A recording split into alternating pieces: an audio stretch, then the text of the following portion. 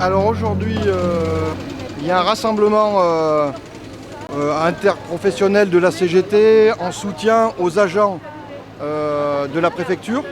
On les suit depuis des mois, parce qu'ils ont des difficultés, ils ont manifesté leur souffrance au travail, les problématiques de conditions de travail qui se dégradent d'année en année, notamment là avec la réorganisation dite SGCD, Secrétariat Général Commun, où en fait on regroupe toutes les fonctions support de l'État dans le département, donc ressources humaines, logistique, les services informatiques donc, sont regroupés sous l'égide du préfet, donc moins de postes, moins de personnel et donc des agents sur toutes les directions départementales qui ont moins de relations avec ces services pourtant essentiels. Ce sont les services qui s'occupent des conditions de travail, des CHSCT, mais aussi les services qui s'occupent des rémunérations.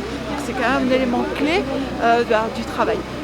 Il y a une pétition et le préfet et ses services ont décidé de faire une lettre individuellement à chaque personne qui avait signé cette pétition pour leur demander de retirer leur signature. Il y a combien d'agents maintenant qui sont sur cette... À peu près 120, je crois, 120 agents à peu près, et il y en avait 68 qui avaient signé la pétition.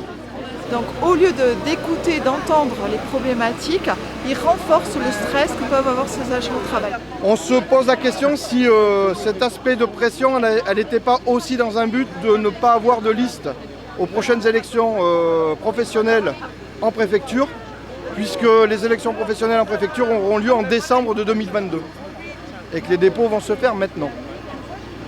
Hasard du calendrier.